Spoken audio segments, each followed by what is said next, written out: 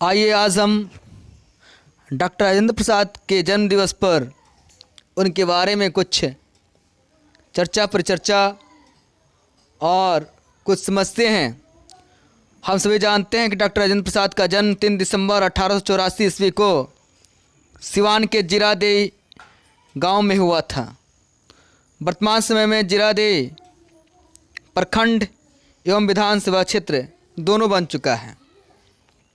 इसके पहले की स्थिति को हम लोग जानते हैं कि यह सारण जिला में आता था और हुसैनगंज प्रखंड का क्षेत्र था। लेकिन जिस कुर्सी पर हमारा राजेंद्र प्रसाद बैठा वो कुर्सी वो व्यक्ति वो है अब पूना है। वो क्या है? पूना है। वो कुर्सी विद्वानों की कुर्सी है और भारत माता के सच्चे पुत्र थे हमारे राजेंद्र बाबू। तो बोलो राजेंद्र बाबू के, राजेंद्र बाबू के। तो ये राजेंद्र प्रसाद का व्यक्ति के बारे में हमने प्रयास किया।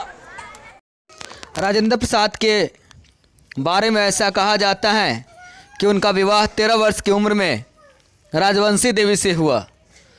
1912 ईस्वी में जब अखिल भारतीय साहित्य सम्मेलन का अधिवेशन कलकत्ता में हुआ तब वे स्वागत समिति के प्रधानमंत्री थे।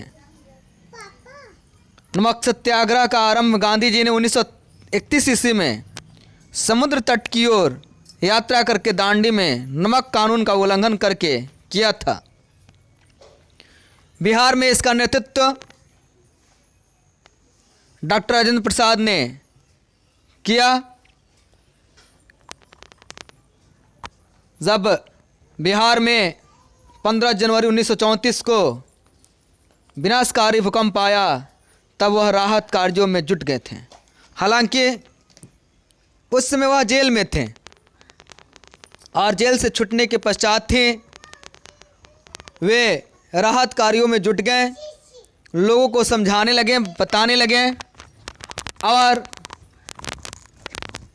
सभी वंचितों गरीबों के लिए सहायता के लिए, मजदूरों की सहायता के लिए उन्होंने लोगों से सहयोग मांगा, धनराशि संग्रह कार्यक्रम में किया। हालांकि वह उस समय अस्वस्थ थे। हम जानते हैं कि 1946 के अंतरिम सरकार में वह खाद्य मंत्री एवं कृषि मंत्री दोनों बने और खाद्य एवं कृषि मंत्री बनने के पश्चात ही वे उस कार्य में जुट गए। आज़ाद भारत के प्रथम राष्ट्रपति बनने का सौभाग्य उनको प्राप्त हुआ।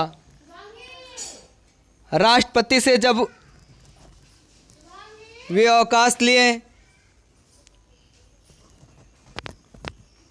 तो उनको 1962 ईस्वी में भारत रत्न सर्वोच्च सम्मान से विभूषित किया गया, किंतु देश की जनता देश सम्मान में उन्हें राजेंद्र बाबू या देश रत्न कहना अधिक पसंद किया और लोग जो हैं उनके प्रति अपना प्रेम, अपनी श्रद्धा, अपना विश्वास अटूट करते चले गए। हम सभी जानते हैं कि उनका विचार काफ़ी उत्तम था, सादगी भरा था।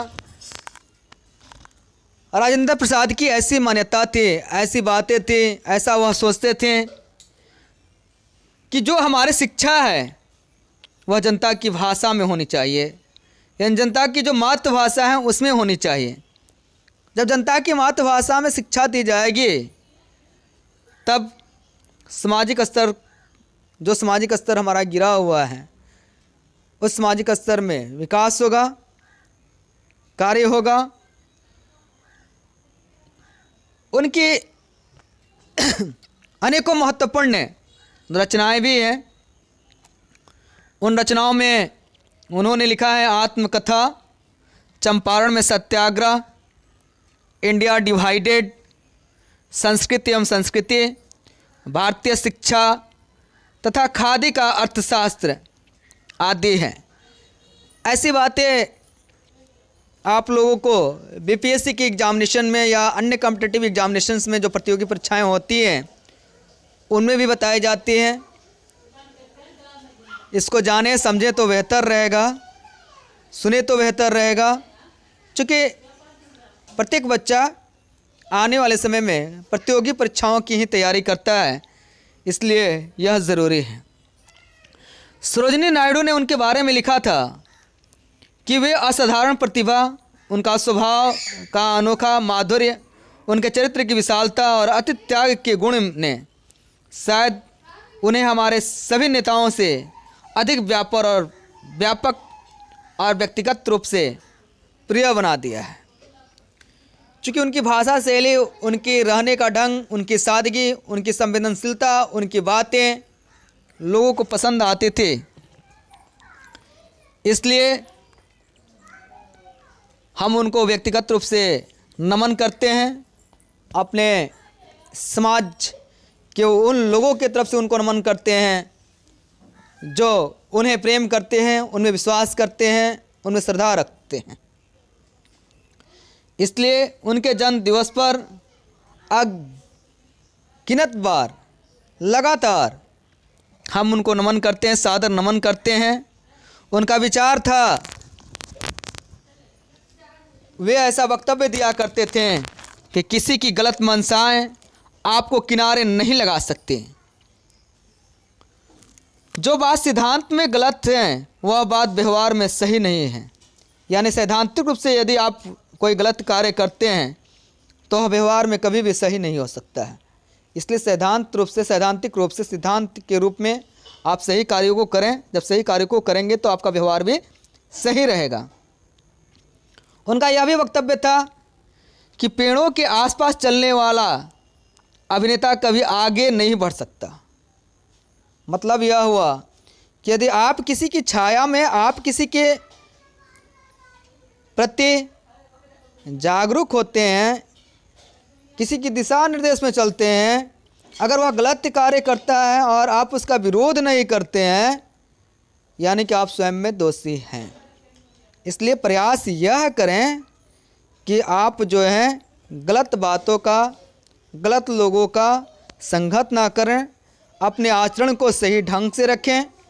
जब तक आप अपने आचरण को सही ढंग से, सही दिशा में नहीं रखेंगे, तब तक राष्ट्र का विकास नहीं होगा। हमारा आचरण वैसा होना चाहिए जिसका लोग जो हैं अनुकरण करें। विशेष धन्यवाद।